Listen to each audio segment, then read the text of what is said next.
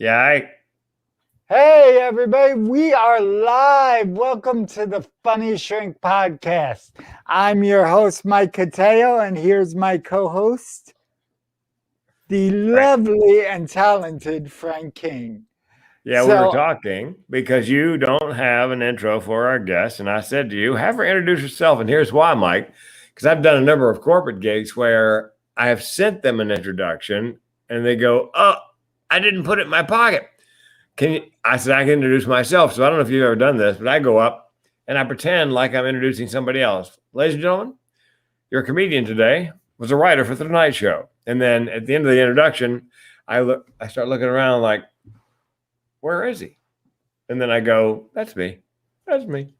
way to call me out, Frank. Way to call me So, out. hey man, just you got brain damage, Mike. So I really can't expect that much.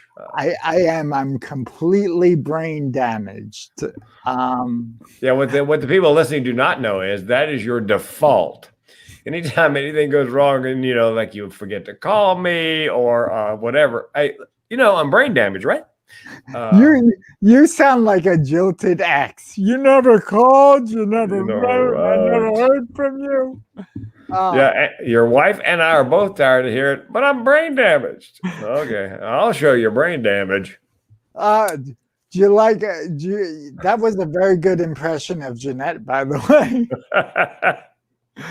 Do you like my lapel mic? I just took my outward mic and put it in my shirt. I know that's really kind of interesting, Mike. Again, ladies and gentlemen, brain damage may be the reason that. I'm creative. That's right. That's what it is. Not brain damage. I'm creative. I'm creative.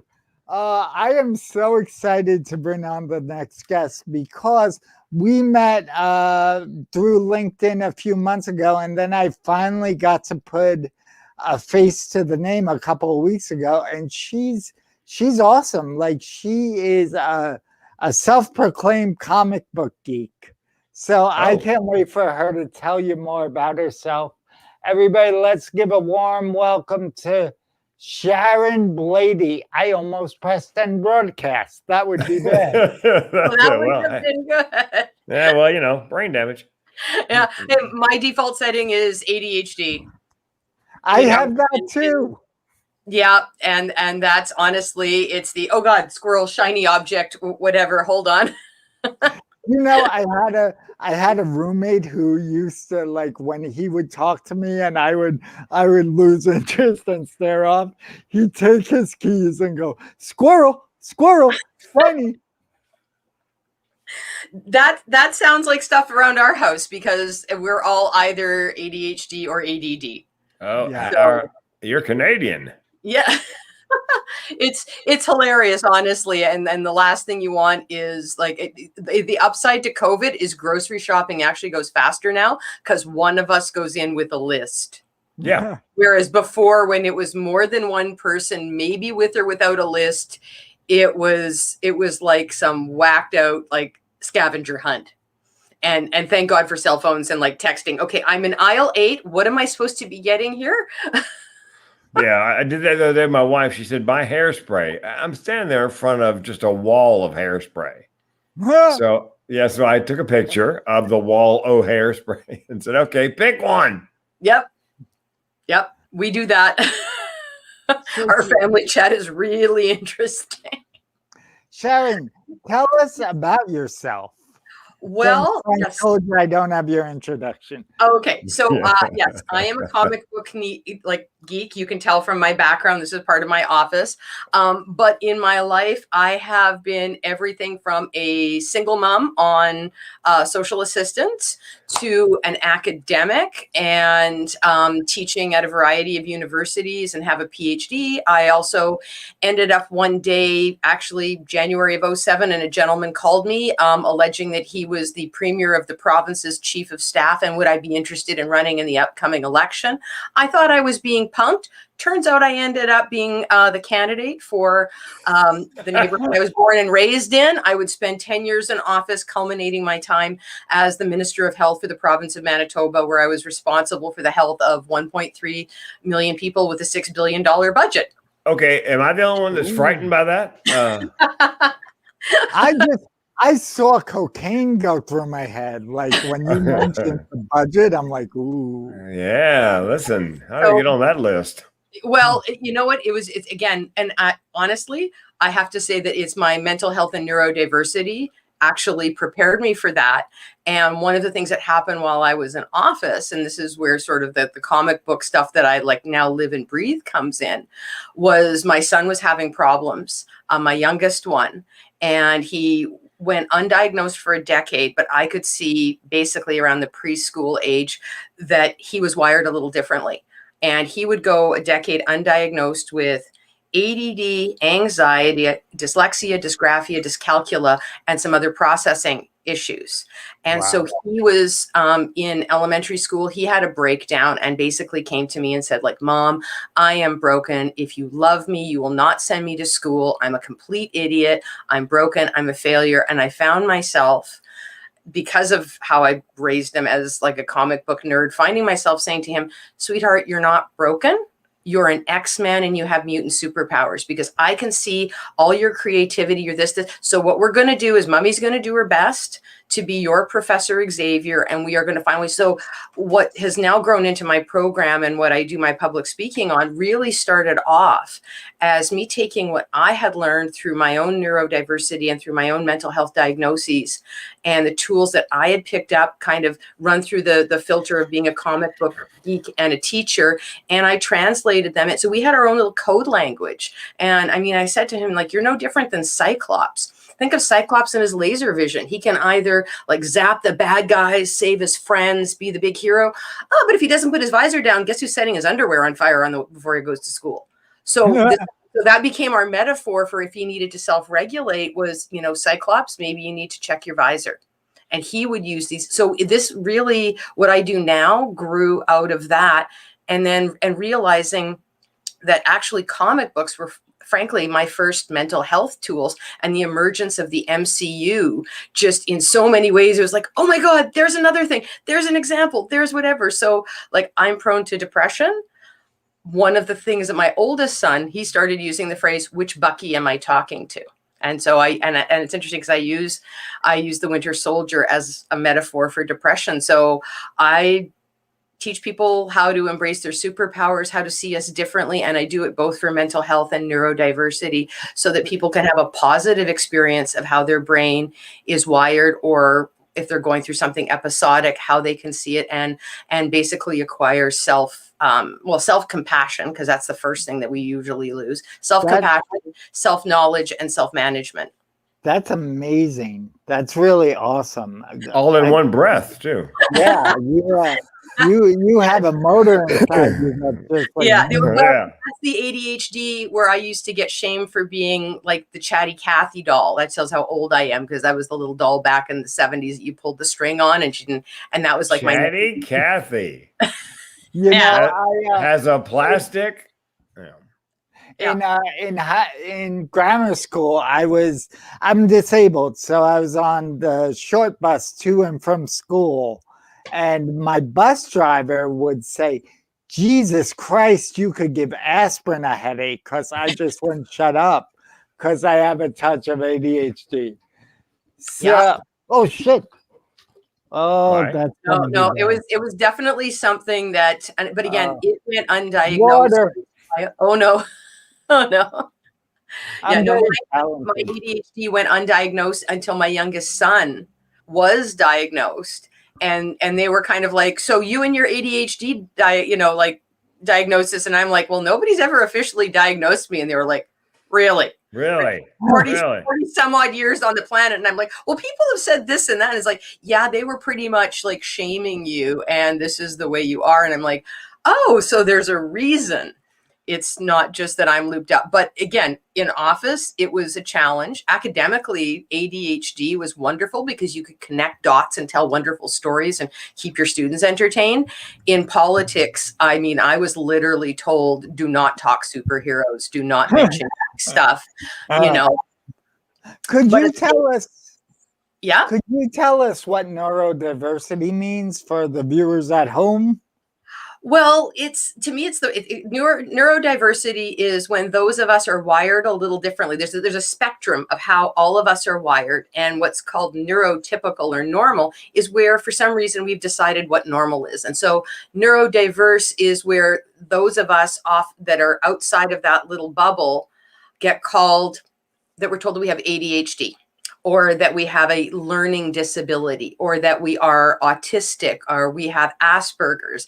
And so it's that idea that it respects the diversity, because I have a problem with the notion of it being a learning disability. We are just differently abled. And in some cases, like my son is a great example. He's quite exceptional. He's in the top 4% of the population for intelligence, but because of his neurodiversity, gets really lousy marks, because basically the education system puts walls between him and being able to express what he knows. So they make the dyslexic and the dysgraphic kid write essays and read books. And it's like, there's other ways of getting stuff out there. So neurodiversity is the fact that every one of us is wired differently, and that some of us are on different extremes, maybe of a spectrum compared to others. And that frankly, if you engage us in our neurodiversity, you actually make for a better classroom, a better workplace. And that, yeah. So that's what I look at, is the two of them, because those of us that are neurodiverse, the likelihood of not having mental health issues is pretty slim, because usually we end up with like anxiety and trauma because of how people deal with us. That you're so right. The reason I wanted to have you on our podcast is because you have been through so much, and you seem to have such a resilient spirit. And here at on the podcast, Frank and I with our guests, talk about how humor is really beneficial in keeping us grounded and sane. Frank survived suicide like 5 times. He's not a quitter. He'll keep on trying. So, like those are the things. So I'm really interested. How has like your love for comic books or your humor, how has that helped you get through some of these tough things? Well, like I said, I honestly, they were my first tools, though I didn't realize it. So it was when I said that thing to my son that, again, that was the ADHD brain connecting these wacky dots going, oh, wait a minute, these things that I'm learning now about neuroplasticity and these different tools and these different things, I was actually taught that by Stan Lee X number of years ago with, again, in terms of the mutants. That's why I use the mutant thing. We're no different, but the difference is that you get the Professor X perspective versus the Magneto perspective. Magneto isn't the bad guy. He's an anti-hero who's been traumatized his whole life and persecuted his whole life. So when we treat people who have got a mental health or a neurodiversity diagnosis and we treat them poorly, well, geez, no bloody wonder you see us on our bad days or we lash out. That's a full-on Eric, Leshner. That's how you end up with the Brotherhood, as opposed to somebody who was like, Charles Xavier. Well, he kind of, he was hidden in plain sight. He grew up in privilege. His relationship is about empowering people because he's never been persecuted the exact same way. And that's why he reaches out to the rest of the world to explain that mutants aren't a threat, and that the only way that they would become a threat is if they get persecuted and turned into, Magneto and the Brotherhood. So it becomes this thing where it gave me a framework. And honestly, the wacky sense of humor and my first bonding, you can see, hold on, if I move the right way, Wolvie, and there's another Wolvie poster up here. Wolvie was my first love was Wolverine. What can I say? Well, actually, hold on. I guess you'd say it started with Spidey, but in terms of my maturing and seeing my, who I related to, it was Wolverine and trauma. And sure, Wolverine's hot. I mean, look at him. I liked Wolvie long before Hugh Jackman. So, and of course, my kids joke and go, maybe that explains like your track record and why you're a single mom and you're divorced. I take that with a grain of salt, because it's like, it is what it is. But what it has meant, and it was actually an astute observation.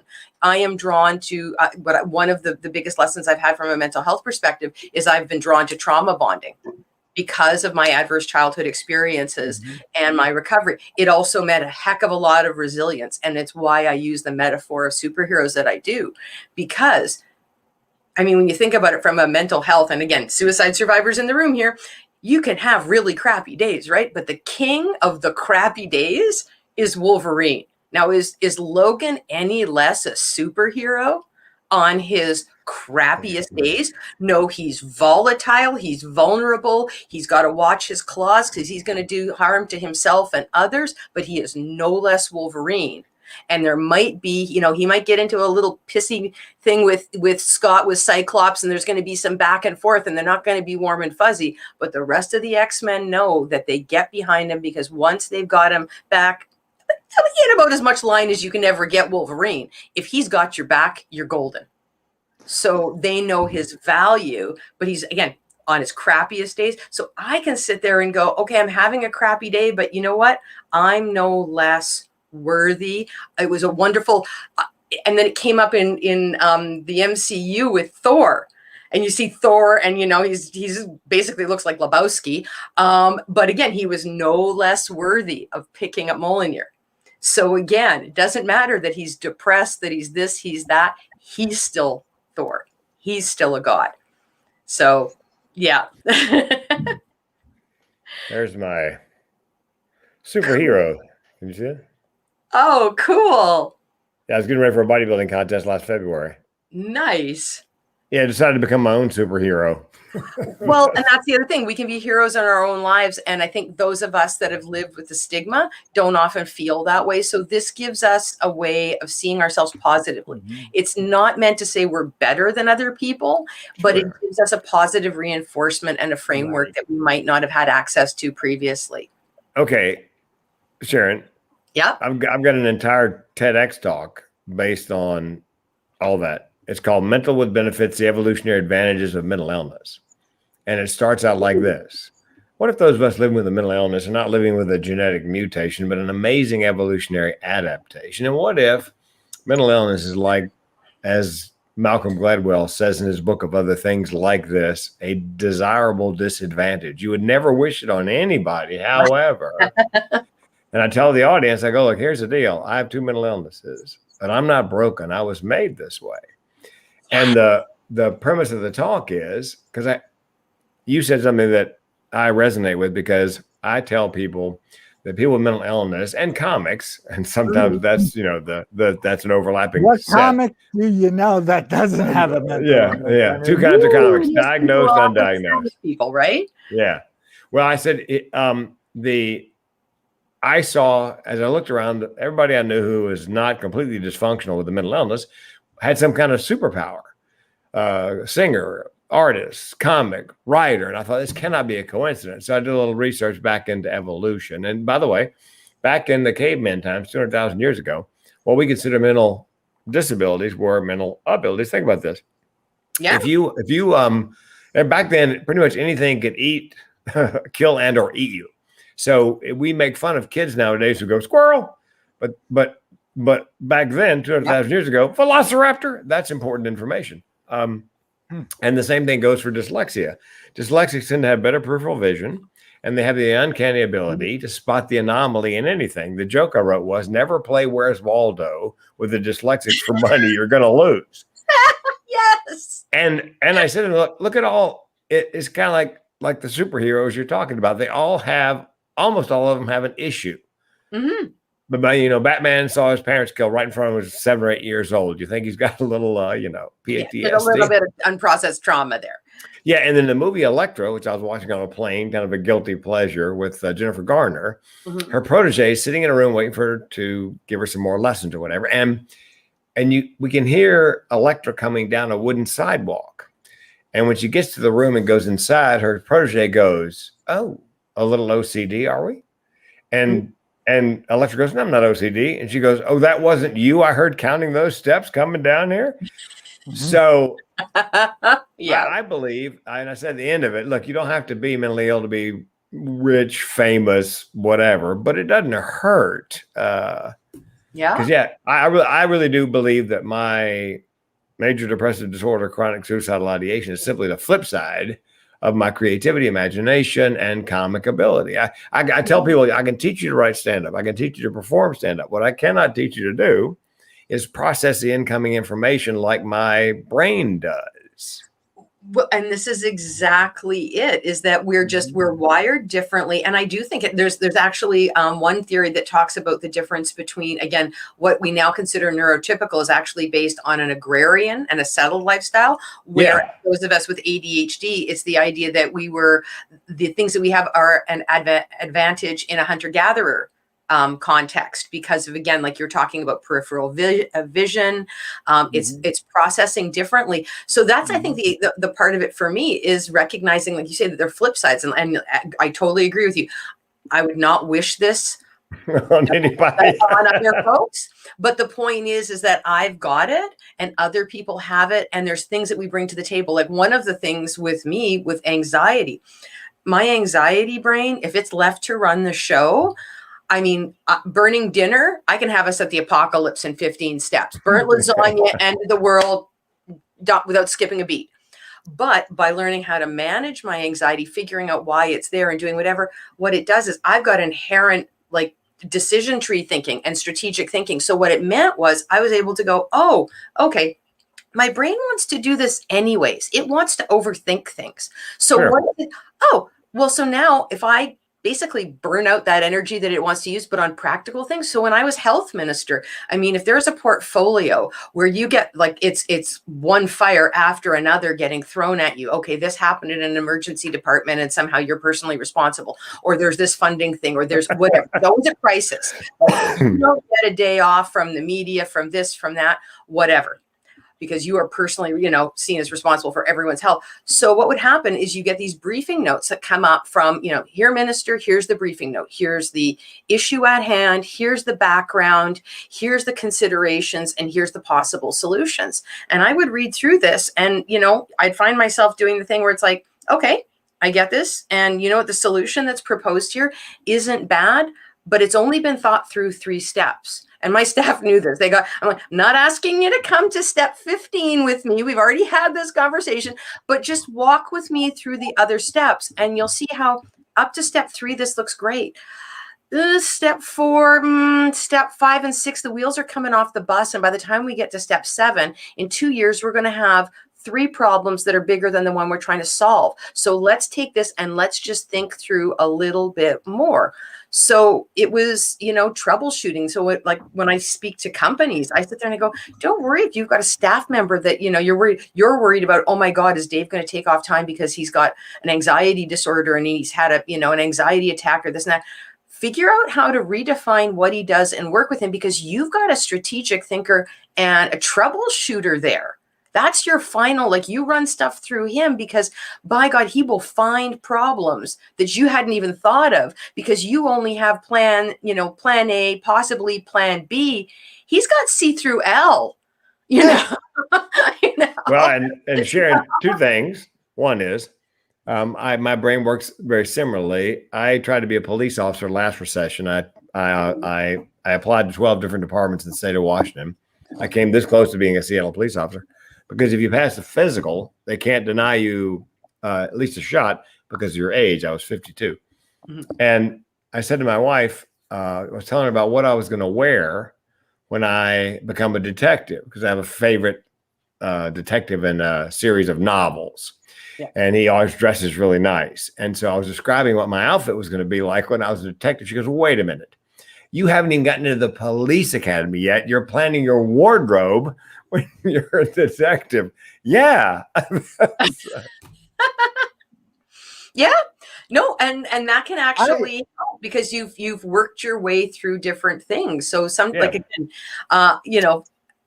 when I go on trips, I start my suitcase starts getting packed a week in advance, and I almost have like default lists that I can create automatically. And my kids and I, like, we've traveled to places and it's like everybody's got their own packing list, and you don't ever have to worry about anything because it's just, again, the combination of the anxiety, the OCD. Yeah, my training officer said to me, Frank, project your career forward. This is, as it was Seattle where I came the closest. And he said, well, tell me what your career is going to be like. I said, well, I want to go to the academy, of course. And then I want to do 5 years in a radio car with another officer. During that time, I want to train with the canine unit. And when you're training with the canine unit, that means you wear the padded suit and the dog comes after you. And then I said, the next 5 years, I want to ride in a patrol car with the dog, canine unit. Yeah. And then after that, and he goes, hold on. You're 62 at this point. I said, no, I want to join the public relations department of the Seattle police officer. And in 5 years, work my way up to the chief of the public relations department. Because you know what? Think of this. It's a press conference and you got a comic on stage answering inane questions from the press. Like somebody asked a question. Oh, that's great. I remember when I had my first beer. Next. Yeah. So yeah, I constantly, I'll give you another example. TED Talks. People say, how do you memorize a TED Talk? Well, because with depression, you have rumination, which means you tend to think about the same thing over and over. So what I do is I create the talk and then I unleash my rumination. So when I start to walk the dogs, all I have to do is start in my mind the talk, and I don't have to push. It's not a strain to go all the way through it several times on the dog walk without breaking a sweat, because my brain just works that way. This is the same thing when I was teaching. I would put together lecture notes that were really just, it was about organizing the material, again, organizing it in particular ways, having things, again, this says how long ago I was teaching. It was things like overheads and handouts that would be given. My God, how old are you? I'm 53. So it was one of those I would things. have never guessed that, Sharon. No. Yeah, I'm 53. My 17-year-old's upstairs on a remote class, and I'm waiting for my 27-year-old to become a dad for the second time because there's a baby due. Wow. So yeah, and because I've raised nerds, some of my time this week has been spent sewing Lord of the Rings stuff for the baby's nursery.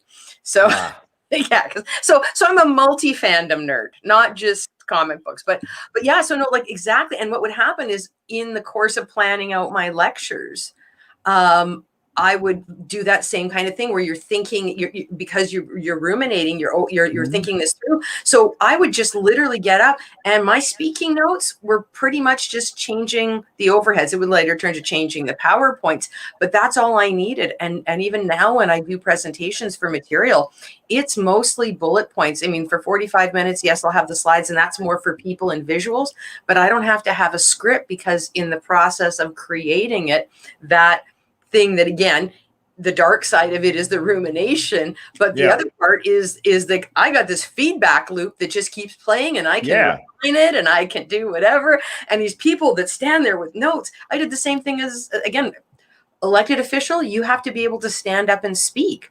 Yeah. And nothing more tedious when you go to an event and there's an elected official that's sitting there. It's bad enough you're having to listen to an elected official because they and all the other ones like them are what are standing between you and like the dinner at the event.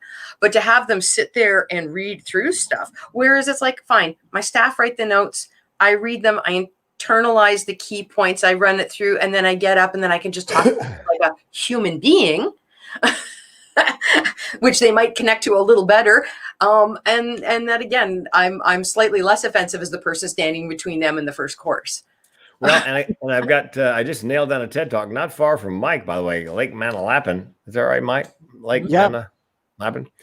And the topic of the talk, the title of the talk is Depressive Realism. What if the glass really is half empty?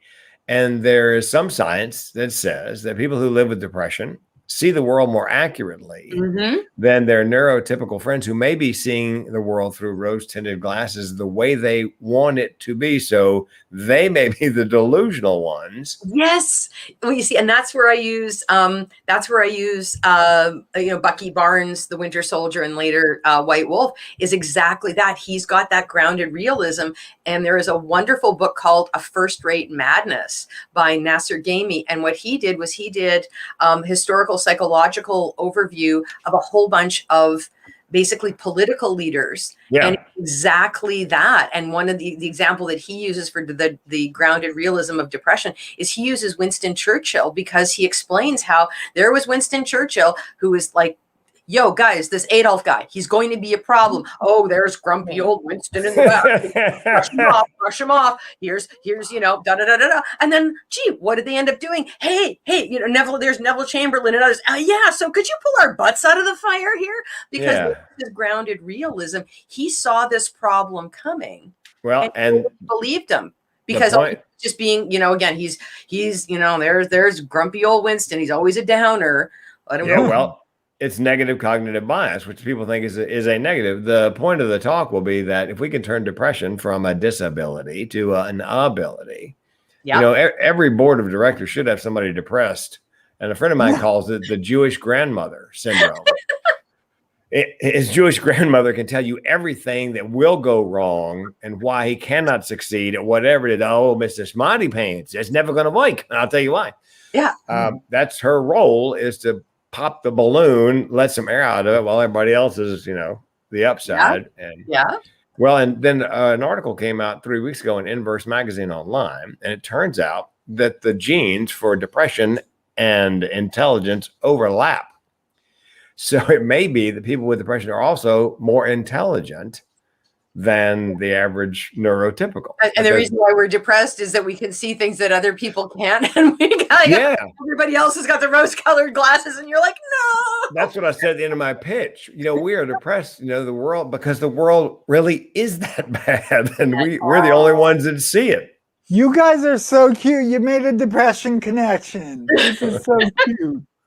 But it is one of those things, and this was actually one of the points in Nasser Ghaemi's book, was that we actually, those of us with lived experience of mental health conditions, actually make better leaders, especially in times of crisis. And then he actually talked about how neurotypical leaders could end up inadvertently manufacturing a crisis that they can't get out of, because first of all, there's this, I guess you'd say, they're so used to, as he puts it, everything flowing their way, that they get a little entitled, they overextend themselves, and then they create a mess that they can't get out of. And then that's when the person, like, again, your Winston Churchill, whatever, he looks at JFK, he looks at MLK, he looks at Gandhi, a whole bunch of folks.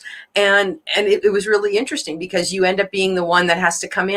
And in my particular case, when I came into cabinet, first as the Minister of Healthy Living and Seniors, and then later as the Minister of Health, it was when our government was basically, I hate to say this, but I had a couple colleagues that did get a little entitled, thought they were the brain trust, and started making decisions and saying and doing things that were effectively, well, as one of them, alleged that she was trying to go for sniper-like precision, towards a particular person in the party. I'm like, honey, you just Dick Cheney'd this whole thing. I'm pulling buckshot out of my teeth right now.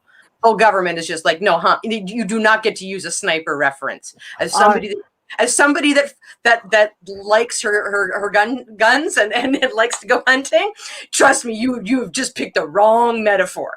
And it was this thing where you were watching basically a group of neurotypical people that were used to getting their way, saying and doing a thing and not having a plan B. And I ended up having to go, I inherited that portfolio in crisis and had to manage some major things that were basically landmines that other people laid for me.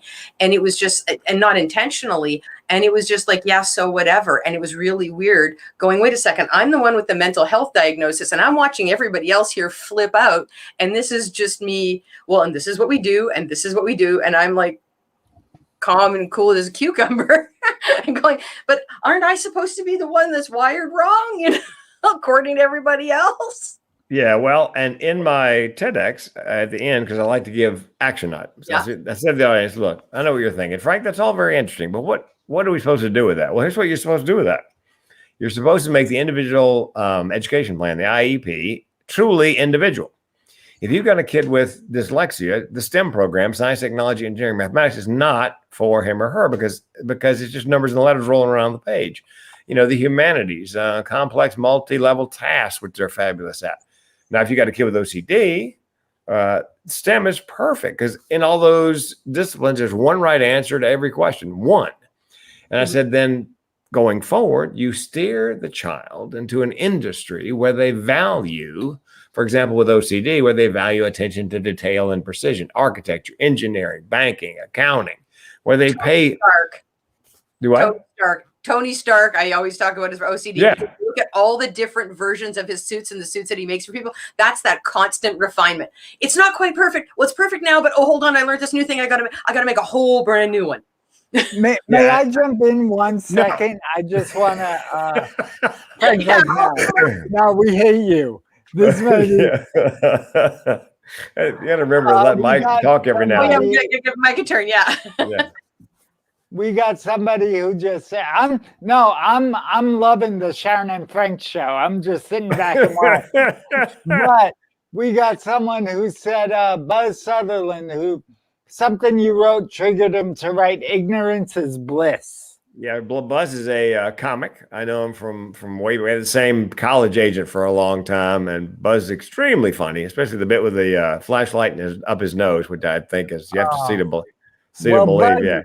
Buzz also said I'm very kind, so thank you, Buzz. Yeah. So yeah, that's He's not wrong in the sense that those of us, and it goes to that whole, like, again, like the depressive being able to see more, and that a lot of folks do get to, you know, they're not intentionally walking around with rose-colored glasses, but they don't see things. They don't see the dark underbelly. And that I know, you know, for myself, I can be in a good, happy place and I'm not, you know, my depressive symptoms are all gone. That doesn't mean I lose the ability to see in the shadows. And that's one of those things. It sucks when you're down in that hole. But even when you come out of it, you still have that ability to see what's lurking in the corner, see the battlefield ahead. And again, this is where I use Winter Soldier, and know where to place yourself on the battlefield in a way that others don't. So again, why wouldn't that be an advantage strategically? I have a neurotypical friend who played football in college, and he was not particularly fast, but he was a great linebacker. And he said, I'll tell you why, Frank, because I could see the entire field. And what it was I could tell by what the quarterback was doing, where the ball was going. And so all I had to do, I didn't have to be faster than the other receiver. I just had to get there to the ball before he did. So because he planted that idea in my head, I'm playing basketball the next week. And we're backing up on defense. And the guy's coming down the court, and I'm watching him, and I've expanded my vision to the entire court in front of me. And it occurred to me out of the blue, I know where he's going to pass the ball. And sure enough, I took off at that moment, because that's why people survived, cavemen survived. They listened to whatever intuition they got and went with it. I went where I thought the ball was going to be, and son of a gun, I got there and I got the ball and I told him the next week, dude, I saw it. I knew where it was going to go. So I think with people with mental illness, oftentimes we have that foresight. Also, TEDx talks are really, all the information from most TEDx talks is out there. It's somebody who looks at all that information, then curates it in a way, brings it together, sees the connections where other people don't see any connections whatsoever. Yeah, and that makes a great TEDx talk. Yeah, that is one thing I haven't done yet, and it is still on my bucket list. Well, you know. Yeah, I see that. Well, we need to talk about that. Frank coaches TEDx clients, and he's excellent at it. So if you're ever interested, like let him know. I would love to. I mean, it's one of those things that for me, again, this is a passion, and the more people that I can get in front of to share this, because that's the other thing that I realized is, well, it was something that this perspective started by helping my kid. What I've come to realize is that it's helpful to a lot of other folks. And that one of the things, as somebody that's working in mental health, I've had so many different really wonderful tools given to me, but given to me in really poor ways where they came off as like homework and something I should do. And that, there's a whole thing about not shoulding on people. Yeah, that's true. Of us with mental health and neurodiversity tend to be the ones that should on ourselves the hardest. I always go to people. Look, you could try it. It might work. You could not try it. It might not work because you didn't try it. It's up to you. Well, but even in terms of the use of things, so like what I found with kids is that I teach them, I'm not going to sit there and walk into a group of daycare or elementary school or even middle schoolers and talk about meditation and mindfulness, but I can teach them belly breathing exercises, and I give them different names, and I do a name, tame, and reframe exercise with them. And there's a dancing Spider-Man and dancing Deadpool GIF in there that goes along with it. And so it's just this idea of, by taking some very, some tools that are out there and have been out there. So they're part of CBT, DBT, they're part of different kinds of, again, mindfulness programs, but reframing them in an engaging way, it makes them more likely to use them. And again, it's not homework, it's fun. That's cool. That's my avatar. Are you serious? That's cool. I love that. Because I said to my wife, look, here's the deal. I'm mild-mannered, bespectacled. I wear my glasses, professorial when I'm calm and I'm having a good day. I said, now when I'm having a bad day, who am I? And she got the connection, she goes, the Incredible Hulk. I go, yeah, but I gotta modify it so I won't bust it for copyright violation. So I became that's why it's blue, because the Incredible Hulk. Yeah. And that relates to depression. Depression, exactly. Yeah, and so when I speak to, not to be outdone by you two, I'm feeling very left out. I'm just playing. This is my wallet case. I got a wallet, a marble wallet. And, well, I actually am wearing my Hulk earrings. I'm telling you, and when I speak to kids, I talk about creating your own avatar like that. Pick a superhero that you're fond of or that has characteristics somewhat like you, and customize it. Change the color. Create your own superhero avatar. I think Harry Potter is probably not a superhero, but a very good example of, he's half muggle, half human. He's got the weird lightning bolt thing, but he's a wizard. And what kid doesn't want to be, have these a wizard? And this is it too. Again, those of us that are neurodiverse or have mental health issues, I'm trained in peer support, and to me, the value of peer support is sometimes you do need to talk to somebody. They haven't walked the exact same path. They don't live in the exact same shitty mental health neighborhood, but they live down the block. Oh, you're at anxiety and depression. Oh, I'm sitting over here at anxiety and OCD. Hey, how's it going? And and we talk about the idea that sometimes wonderful, well-trained professionals, but they have no lived experience. They are the muggles, and they don't always understand, and they're very well-intentioned. And sometimes we have to talk to our own people. And it's interesting what you talked about with the characters, because when I use these different Marvel characters as analogies for different things and using their stories to help explain things, a lot of people are like, oh, well, does this mean like this is carved in stone, or that they have to identify it? It's like, no. Think about the fact that there's variation. There's multiverses. So, for example, the Into the Spider-Verse gives you a whole variation on different characters that have all got something associated with being Spider-Man or Spider-Gwen or Spider-Ham, or so it's even within characters that are supposedly the same, there's difference, and that it's up to them what they do with it. So in other words, if sometimes what I'll say is I'm having more of a Wolverine day than I am a Captain Marvel day in terms of my trauma, or the kids are like, mommy's having a Tony Stark moment. She's up to 3 a.m. She's got the sewing machine, the glue gun, and the loud music going because Comic-Con is on, and we've got X number of days until the project, and I'm in there building suits. And so you can do that, or you create your own, but it's that idea that there's that flexibility, and that this is really just about a lexicon, a language that exists, that's a launching off spot, and that it's a safe spot. But frankly, do your own thing. Like, I'm not going to tell you which comics to read. Like, do your own thing, but just, you can have fun with it. And I think that's the other part too, is it's a very serious subject.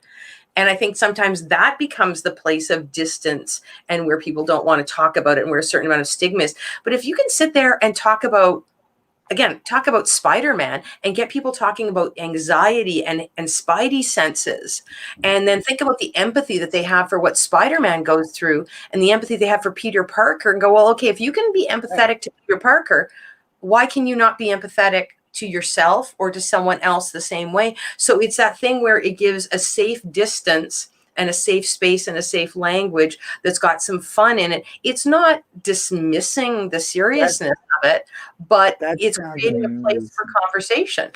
That's awesome, because that's where we want to start. We want to start with the conversation. So Sharon, we are going to have to wrap up. Tell people how they. Listen, you guys could keep it going, but there's a limit on the StreamYard. It's closing time. You don't have to go home, but you can't stay here. Yeah, that's right. On the road or on your knees. Tell people where they could find you. Like, tell them about your program, because what you're doing is really amazing and interesting. Oh, well, thank you. So my website is www.speak-up.co. My company is Speak Up Mental Health Advocates, so it's speak-up.co. And I have 2 programs, and I do, well, previous to COVID, I was doing keynotes, physically in places, and I was actually planning some mental health retreats, but I do, now it's mostly webinars, and I work with companies, and it's everything from, again, a keynote, workshops, working with their HR departments, have done, again, a variety of different talks. And I actually have 2 programs. So one is the Embrace Your Superpowers, which uses mental health reframing done through the Marvel Universe. But I've also become very much interested in the past few years in Korean culture. So I actually have a program based on the music and the creative production of Bangtan Soyeodan, BTS. And so I have the Bulletproof to Stigma program, and I'm just waiting for the an article that I wrote, presentation that I gave at a conference virtually in Jeju, South Korea, that's going to be published in the Asia Marketing Journal about their work in mental health. So I believe in using entertaining pop culture platforms to help people think about mental health. So if folks want to check that out, my membership site stuff that I did have up has been pulled down because, as you know, I'm working on a new site. So I also do that kind of stuff so that people can have it readily at their fingertips whenever they want and need the reframing support and to embrace their superpowers. Sharon, I think 2 things. One, you should be doing a TEDx talk on the superhero, like you just said. And I'm guessing you're not charging enough for your keynotes and trainings. So I put my phone number and my email address in the chat box. Okay. Yeah, I'm guessing you're not charging near enough for whatever it is you do. So. I'd always like to charge more, but I can teach you how. Okay. You can totally charge more. And TEDx's, I would love to do that. I think the thing I love about TEDx's is that there's a time constraint, because as you've seen, I claim attainment. Yeah. Yeah. I mean, yeah. And this laughs any harder. Yeah, I don't could you? I'm curious. Could you put a message in 18 minutes? Actually, I did a pachakcha in 6 minutes called "How Comics and K-Pop Saved My Life." Wow. Yeah, and that, by the way, is a great title. That's the kind of thing, because they get a couple hundred applications. So if you got a title like that, they're going to read on, because they want to know exactly what that means. So, and it means if I was to do that for a TED Talk, I'd actually be allowed to breathe between sentences. Yeah, and they'd be thrilled if you could do it in 6 or 7, 8 minutes, because I got a client going to London, and they said 8 minutes, and he's just freaking out because he can't. The presentation that I had to give in Korea, because of the fact it switched to a virtual one from the original plans, it was 12 minutes. So I had to go through the entire mental health lexicon of a 7-year music career, as well as introducing different aspects of psychology and mental health, defining them, and then going on to another area. Like, it was just, yeah, I don't think I breathed for 12 minutes there either. I can believe it. Thank you so much for coming on, Sharon. Well, thank you for having me. This is I loved having you. Like, it was like a whirlwind of information. Yeah, if we could have just if we could have pulled the information out of you somehow. I mean, I'm sure you know. Yes, I know. I'm this quiet little wallflower that's sitting over here. Yeah, I'm guessing you divorced at some point. I'm guessing. Yeah, well, and actually, yes, that's the domestic violence survival part. So, Okay. yeah, so it's That's another podcast. She's got to whole come back other for thing. that one. I guess my point was, I'm guessing you I was thinking you might have an ex-husband who really loves you, but you just wore him out with I just can't keep up. I have been told that yes, I run at 11, and the kids are going to they're going to put on my tombstone. Why do something when you can overdo it? Calgon, Hey. take me away. All right, Yeah. guys, we are signing out. Thank you for stopping thanks for by. having me. Thanks, Buzz Sutherland, for Don't go tuning in. Yeah, Don't go anywhere, Sharon. Just stay right there. I'm ending the broadcast.